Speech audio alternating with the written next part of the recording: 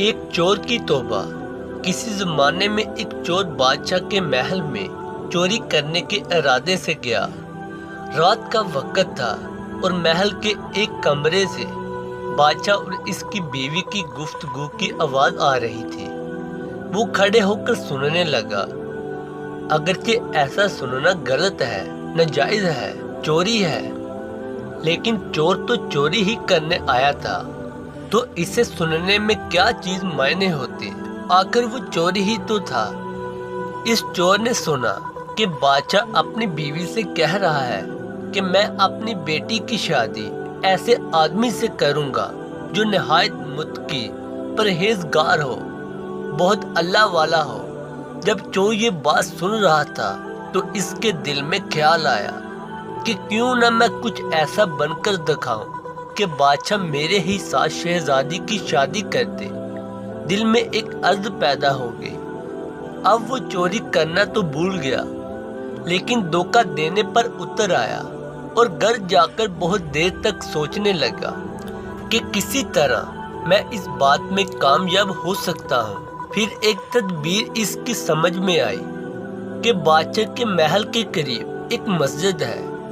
اس میں جا کر بزرگانہ لباس پہن کر اور ان کی واضح قطع اختیار کر وہاں دن رات عبادت میں مشغول ہو کر بیٹھ جاؤں تو شاید یہ بات بادشاہ تک ضرور پہنچے گی کہ کوئی آدمی یہاں ایسا متقی پرہیزگار ہے جو دن رات اللہ کی عبادت میں مصروف ہے، تو ہو سکتا ہے کہ بادشاہ کی نگاہ میرے اوپر پڑ جائے اور میں شہزادی سے شادی کے لیے چن لیا جاؤں۔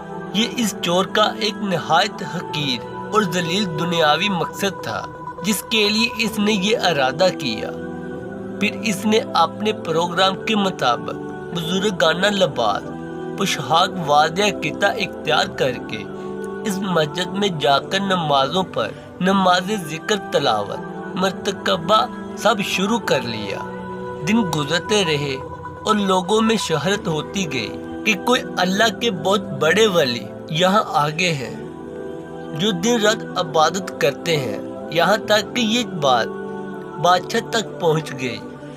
یہاں کوئی اللہ والے آ کر بیٹھے ہیں جو زاہد و عبادت میں لاجواب، تقویٰ طہارت میں بے نظیر۔ جب بادشاہ کو یہ بات معلوم ہوئی تو انہوں نے اپنے ارادے کے مطابق غور و فکر شروع کر دی کہ شہزادی کے متعلق جو سوچا تھا اس کے لیے اسی کا انتخاب کیوں نہ کر لیا جائے۔